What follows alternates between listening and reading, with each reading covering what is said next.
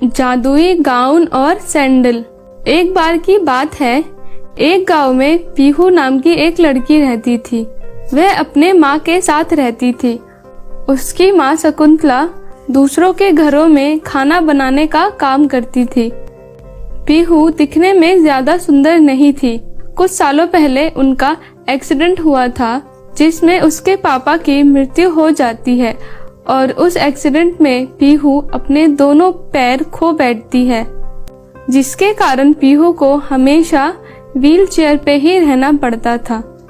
उसकी माँ शकुंतला ने कई डॉक्टरों को दिखाया, पर कोई भी पीहू के पैरों को ठीक नहीं कर पाया, जिससे उसकी माँ अक्सर परेशान रहा करती थी। फिर उसकी माँ पीहू को बोलती है, बेटा तुम परेशान मत हो, मैं तुम्हारा इलाज जरूर करवाऊंगी। फिर पीहू बोलती है, माँ बस आप ये जिद छोड़ दो, मैं कभी भी ठीक नहीं हो सकती। आप क्यों मुझे नए नए हॉस्पिटल ले आती हो नए डॉक्टरों से मिलवाने के लिए? हर कोई तो मना ही कर देता है कि वह मेरा इलाज नहीं कर सकता, तो आप भी यह मान लो कि मैं कभी भी नहीं चल सकती। फिर उसकी माँ बोलती है, मैं ऐसे कैसे मान लूं? तू जरूर चलेगी, देख लेना, मैं तेरा इलाज जरूर करवाऊंगी, चाहे कितने भी पैसे खर्च हो जाए। माँ हमारे पास पैसे है ही कितने खर्च करने के लिए, मुश्किल से तो हमारा गुजारा चलता है। बस करो माँ, बहुत हो गया, आप यूँ पैसा बर्बाद करना छोड़ दो। मैं ऐसे ही रहने वाली हूँ हमेशा, शायद मेरे किस्मत में लिखा ही नहीं है कि मैं चल सकूं। चलो माँ अब घर चलते हैं। फिर शकुंतला पीहू को लेकर घर चली जाती है। पीहू कभी स्कूल तो नहीं गई थी, पर वह घर पे ही रहकर पढ़ाई किया करती थी। उसे किताबें पढ़ने का बहुत शौक था और उसे यूट्यूब पे कहानियां सुनना भी बहुत पसंद था। वह अक्सर अपनी माँ का फोन ले लिया करती थी और नई नई कहानियां सुना करती थी। ऐसे ही एक दिन जब उसकी माँ काम पे जाने वाली होती है तो वह पीहू से बोलती है, बेटा पीहू, मैं काम पर जा रही हूँ, तुझे कुछ चाहिए तो बता, मैं शाम को आते टाइम लेते आऊंगी। फिर पीहू बोलती है, माँ आप ना आते टाइम मेरे लिए एक अच्छी सी किताब ले आना और अपना फोन भी देकर जाओ मुझे, मैं इसमें कहानियाँ सुनती हूँ। तो लाओ अपना फोन दो, मुझे कहानियाँ सुननी है। अच्छा ठीक है, ये लो, तुम यहाँ कहानियाँ सुनो, मैं शाम तक आ जाऊंगी। ठीक है माँ। फिर शकुंतला अपने काम पर चली जाती है और वहीं पीहू मजे से अपनी कहानियाँ सुनने लगती है। ऐसे ही कुछ दिन बीत जाते हैं। फिर एक दिन जब पीहू पढ़ाई कर रही होती है तो शकुंतला पीहू के पास जाती है और बोलती है, बेटा आज मैंने काम से छुट्टी ली है, क्यों ना हम दोनों आज कहीं बाहर पार्क में घूमने चले? तू कब तक यूं घर में पड़ी रहेगी? चल बाहर चल, थोड़ी देर खुले हवा में रहेगी तो अच्छा लगेगा तुझे। फिर पीहू बोलती है, नहीं माँ, मुझे बाहर नहीं जाना, बाहर सब मेरा मजाक उड़ाते हैं, मुझे लंगड़ी बुलाते हैं और पता नहीं क्या क्या बोलते रहते हैं। मैं यहीं ठीक हूँ, मुझे नहीं जाना बाहर कोई हवा खाने। आपको जाना है तो आप चली जाइए, पर मैं नहीं जाऊंगी। इतना बोलकर पीहू अपने किताबों में लग जाती है। फिर पीहू की माँ उसके हाथों से किताब ले लेती है और टेबल के कोने पर रख देती है। फिर पीहू बोलती है, माँ आप ये क्या कर रही हो, मेरी किताब मुझे दो। फिर उसकी माँ बोलती है, बस कर, कितना पढ़ेगी, इतना पढ़ेगी तो तुझे चश्मा लग जाएगा। एक तो मैंने तेरे लिए छुट्टी करी और तू है कि चलने का नाम नहीं ले रही है। अब तुझे ये किताब तभी मिलेगी जब तू मेरे साथ घूमने चलेगी। फिर हार कर पीहू बोलती है, अच्छा ठीक है, ले चलो जहाँ भी आपको ले जाना हो मुझे। फिर शकुंतला पीहू को एक बहुत ही सुंदर पार्क में ले जाती है। पार्क बहुत ही सुंदर था, जिसे देख पीहू बहुत खुश होती है। उसे खुश होता देख उसकी माँ बोलती है, क्यों, अच्छा लगा ना? फिर पीहू बोलती है, हाँ माँ, बहुत ही सुंदर पार्क है ये तो, इसीलिए मैं बोलती हूँ कि थोड़ा घूमा कर मेरे साथ। फिर वह दोनों कुछ देर बैठकर वहाँ पर बातें करते हैं। थोड़ी देर बाद शकुंतला की मालकिन का कॉल आता है और वह शकुंतला से बोलती है, शकुंतला क्या तुम जल्दी मेरे घर आ सकती हो? वह क्या है ना, आज अचानक से मेरे कुछ रिश्तेदार घर पर आ गए हैं। तुम प्लीज जल्दी यहाँ आ जाओ, यहाँ पर बहुत काम बढ़ गया है। फिर शकुंतला बोलती है, ठीक है मालकिन, मैं आती हूँ।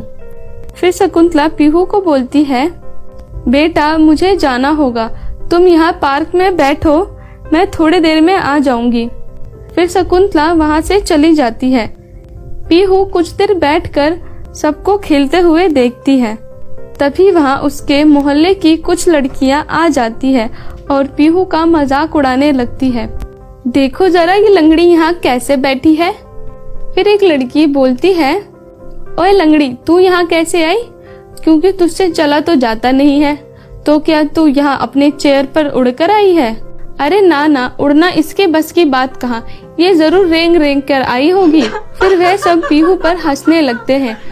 पीहू को उनकी बातें बहुत ही बुरी लगती है, पर वह क्या करती, वह खुद वहाँ से नहीं जा सकती थी।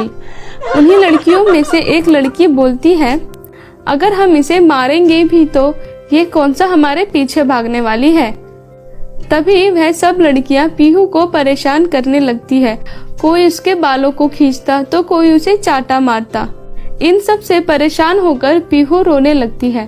तभी एक लड़की पीहू को धक्का मारकर जमीन पर गिरा देती है। वहीं दूर खड़ी एक अम्मा इन सब लड़कियों को देख रही होती है। फिर वह अम्मा वहां आती है और सब लड़कियों को डांटते हुए बोलती है, चलो बदतमीज लड़कियों, भागो यहाँ से, नहीं तो मैं तुम सब की पिटाई लगा दूंगी। फिर वह सारी लड़कियां वहां से भाग जाती है। फिर वह अम्मा पीहू को उठाती है और बोलती है, अरे बेटा रो मत, ये बच्चे तो बुरे बच्चे थे, तुम उन लोगों के बातों पर ध्यान मत दो।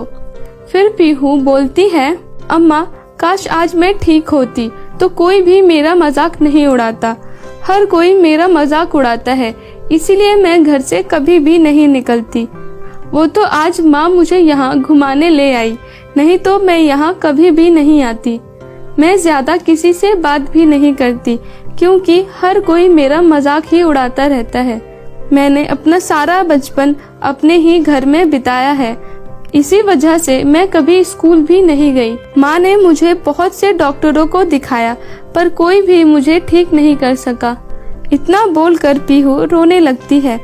फिर वह अम्मा पीहू को बोलती है, पीहू तुम चिंता मत करो, मैं तुम्हें ठीक कर सकती हूँ, तुम चलो मेरे साथ मेरे घर।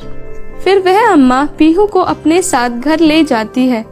घर पहुंचकर वह अम्मा पीहू को बोलती है, बेटा तुम रुको, मैं अभी आती हूँ। फिर वह अम्मा अंदर जाकर एक बहुत ही सुंदर गाउन और सैंडल ले आती है।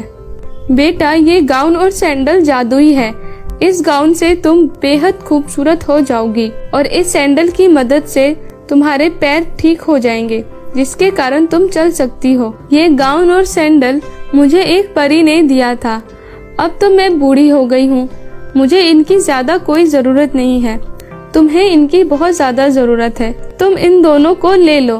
फिर पीहू उस गाउन और सैंडल को ले लेती है और जैसे ही वह उन्हें पहनती है वह एक बहुत ही सुंदर लड़की बन जाती है। और तो और वह अपने पैरों पर भी खड़ी हो गई होती है, जिसे देख पीहू खुशी के मारे नाचने लगती है।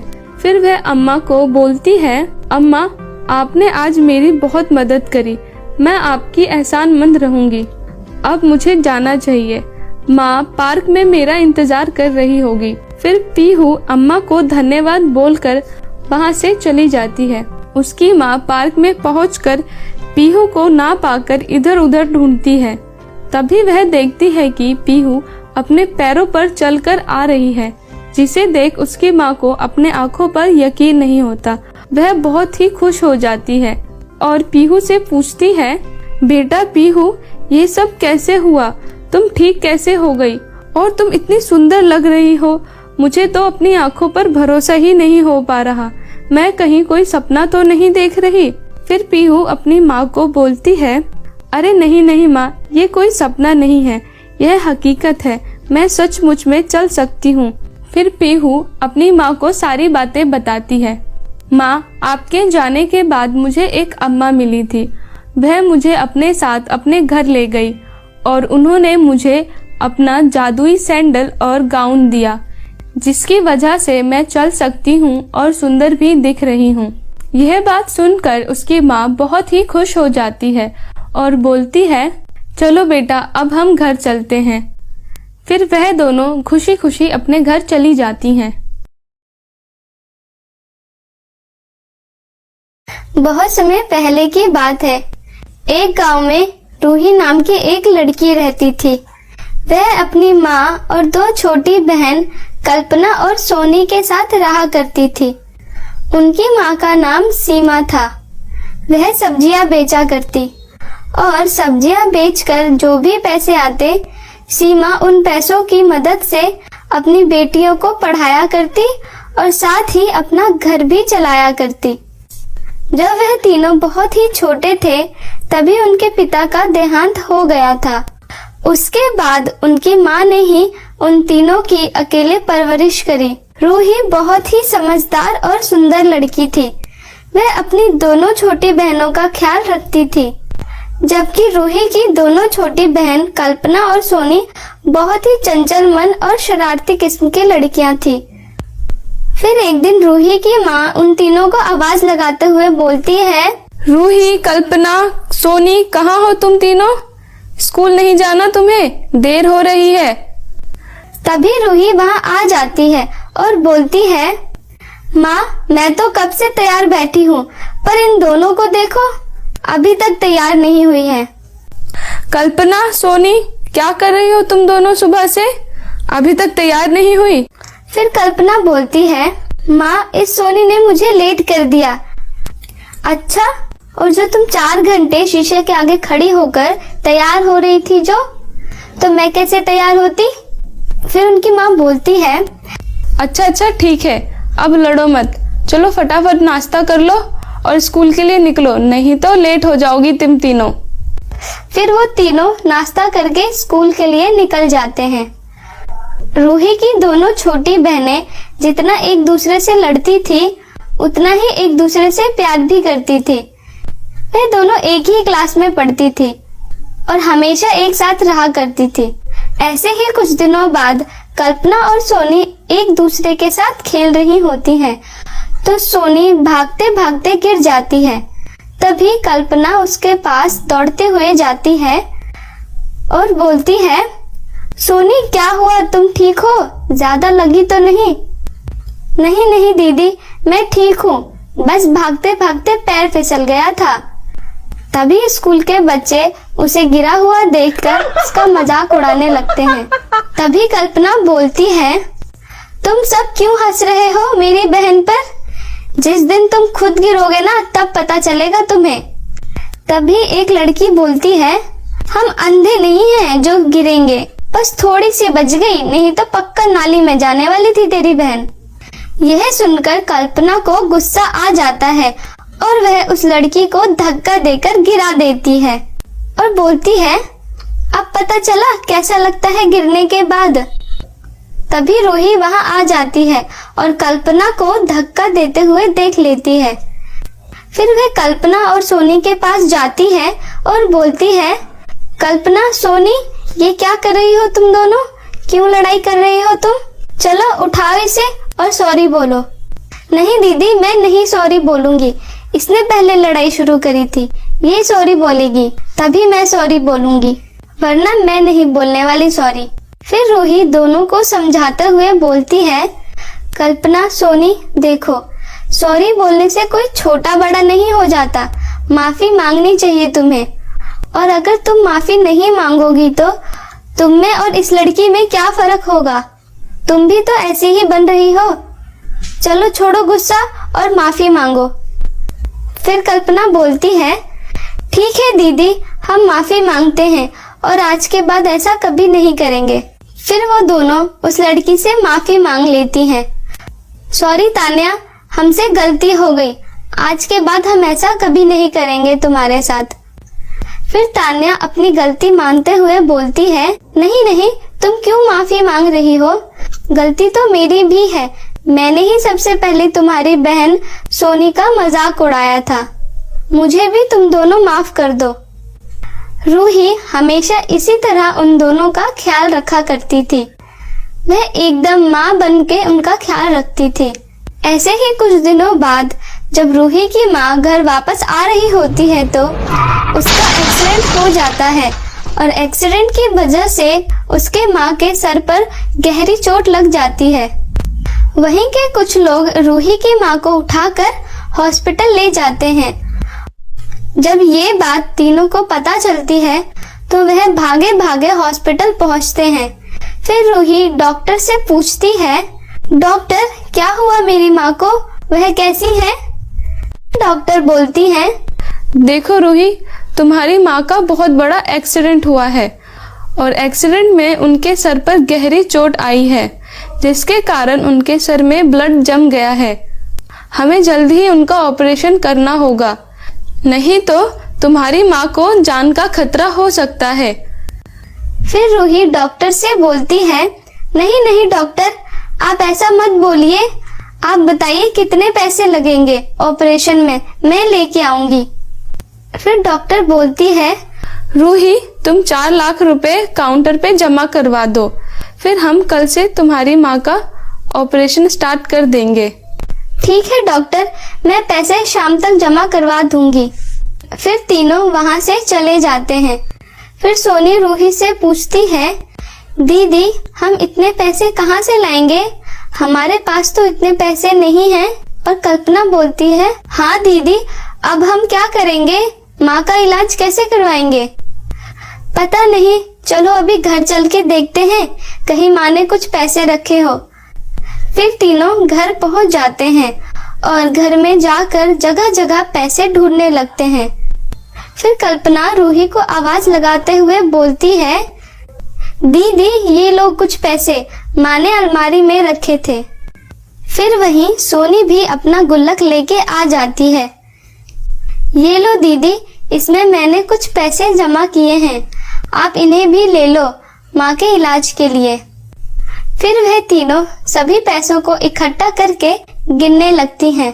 फिर कुछ देर बाद रूही बोलती है, अरे ये तो सिर्फ 10,000 रुपए ही हैं, ये तो बहुत ही कम है माँ के इलाज के लिए, इतने पैसों से कुछ नहीं होगा, हमें और पैसों की जरूरत होगी। तभी कल्पना बोलती है, दीदी क्या हम हेमा आंटी से कुछ पैसे नहीं मांग सकते, शायद वो हमारी कुछ मदद कर दे। फिर रूही बोलती है, हाँ हाँ ये सही रहेगा, चलो हम हेमा आंटी के पास चलते हैं। फिर वह तीनों हेमा आंटी के घर चले जाते हैं। आंटी क्या आप हमें कुछ पैसे दे सकती हो, हमारी माँ का एक्सीडेंट हो गया है, हमें पैसों की जरूरत है, हम जल्दी ही आपको आपके पैसे लौटा देंगे। फिर आंटी उन्हें डांटते हुए बोलती है, मैं तुम तीनों को 1 रुपया भी नहीं देने वाली, तेरी माँ ने तुम्हारी पढ़ाई के लिए वैसे ही मुझसे बहुत उधार लिए हुए हैं, वो तो अभी तक दिए नहीं गए और ऊपर से तुम और पैसे मांगने आ गई हो। चलो निकलो तुम तीनों यहाँ से, दोबारा मत आना मेरे घर पे, मैं तुम्हें 1 फूटी कौड़ी नहीं देने वाली। फिर वह तीनों वहाँ से उदास होकर चले जाते हैं। वह तीनों बहुत लोगों से मदद मांगते हैं पर कोई भी उनकी मदद नहीं करता। फिर वह तीनों उदास होकर एक जगह बैठ जाती हैं। तभी कल्पना बोलती है, दीदी अब हम क्या करेंगे, अब हम माँ का इलाज कैसे करवाएंगे? फिर रूही उदास मन लिए हुए बोलती है, पता नहीं छोटी, अब तो मुझे भी कुछ समझ नहीं आ रहा कि अब मैं क्या करूं। वह तीनों बात कर ही रही होती है कि तभी वहाँ एक बूढ़ी औरत उनके पास आ जाती है और बोलती है, अरे बेटा, क्या तुम्हारे पास कुछ खाने के लिए है? मैंने 3 दिनों से अभी तक कुछ भी नहीं खाया है। फिर रूही बोलती है, माई खाने के लिए तो हमारे पास भी कुछ नहीं है, पर आप यहाँ बैठ जाइए, मैं आपके लिए कुछ खाने के लिए ले आती हूँ। तभी कल्पना रूही को बोलती है, पर दीदी हमारे पास तो वैसे भी कम पैसे हैं और ऊपर से आप इनके लिए कुछ खाने के लिए ले आओगे तो पैसे और कम हो जाएंगे। फिर रूही कल्पना को बोलती है कि देखो कल्पना, हमारे पास वैसे भी पूरे पैसे नहीं हैं और जिस तरह हमें पैसों की जरूरत है उसी तरह इन्हें भी तो खाने की जरूरत है। तुम दोनों इनका ख्याल रखो, मैं इनके लिए कुछ खाने के लिए लाती हूँ। ठीक है दीदी। फिर रूही वहाँ से चली जाती है और खाना लेके आती है और अम्मा को देते हुए बोलती है, ये लो माई, खाना खा लो। और जैसे ही रूही माई को खाने की थाली देती है, वह एक सुंदर सी परी में बदल जाती है। फिर वह परी रूही को बोलती है, रूही, मेरा नाम सिंड्रेला परी है। मैं परी लोक से यहाँ पृथ्वी लोक पर आई हूँ। मैं यहाँ पर भले और अच्छे लोगों को ढूंढती हूँ और उनकी मदद करती हूँ। और तुम तीनों बहनें बहुत ही भली और अच्छी लड़की हो। मैं तुम्हारी माँ के बारे में जानती हूँ। तुम्हारे पास इतने कम पैसे होने के बाद भी तुम तीनों ने निस्वार्थ भाव से मेरी मदद करी। इसीलिए मैं तुम्हें ये 3 लहंगे के घर देती हूँ। पर इन तीनों घरों में से तुम्हें सिर्फ एक ही घर मिल सकता है और वह तुम्हें खुद ही चुनना होगा। फिर सिंड्रेला परी वहाँ 3 लहंगे के घर प्रकट करती है और लहंगे के घर के बारे में बताते हुए बोलती है, ये देखो रूही, ये पहला घर है। इसमें तुम्हें हर तरह की चीजें मिलेगी जो तुम चाहोगी। इस घर में सभी ऐशो आराम की चीजें भी उपलब्ध हैं। और ये देखो रूही, ये दूसरा घर है जिसमें हर चीजें सोने की है और इसमें खूब सारे धन दौलत भी है। और ये तीसरा घर है, इसमें तुम्हें 4 लाख रुपए मिल जाएंगे तुम्हारी माँ के इलाज के लिए। तो बताओ, तुम्हें इन तीनों घरों में से कौन सा घर चाहिए? तभी रूही सिंड्रेला परी से बोलती है, देखिए सिंड्रेला परी, मुझे ज्यादा कुछ नहीं चाहिए। मुझे तो बस अपनी माँ का इलाज करवाना है। तो आप मुझे ये तीसरा वाला घर दे दीजिए और मुझे कुछ भी नहीं चाहिए। फिर सिंड्रेला परी बोलती है, रूही, तुम तो साफ दिल की लड़की हो। तुमने बिल्कुल भी लालच नहीं किया और जितनी पैसों की तुम्हें जरूरत थी तुमने सिर्फ उतना ही लिया। इसीलिए मैं तुम तीनों को ये जादुई 3 लहंगे का घर देती हूँ। इतना बोलकर सिंड्रेला परी वहाँ से चली जाती है। फिर वह तीनों जादुई लहंगे के घर से पैसे लेकर हॉस्पिटल में जमा करवा देती हैं और अपनी माँ का इलाज करवाती हैं। कुछ दिनों बाद उनकी माँ बिल्कुल ठीक हो जाती हैं और उन्हें हॉस्पिटल से डिस्चार्ज भी मिल जाता है। फिर वह तीनों अपनी माँ को उस जादुई लहंगे के घर में ले जाती हैं। तो मेरे प्यारे दोस्तों, कैसी लगी आपको हमारी ये कहानी? प्लीज कमेंट करके जरूर बताएं और इसे अपने दोस्तों के साथ भी जरूर शेयर करें। और हाँ दोस्तों, अगर आपने अभी तक हमारे इस चैनल को सब्सक्राइब नहीं किया है तो प्लीज नीचे लाल बटन दबाकर अभी सब्सक्राइब कर लें। तो मिलती हूँ आपको किसी नई कहानी के साथ। तब तक अपना ध्यान रखें। टाटा।